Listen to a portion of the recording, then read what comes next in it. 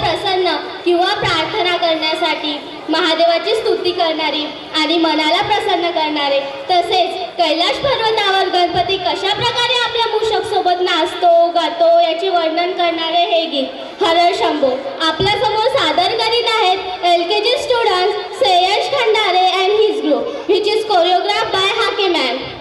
Thank you.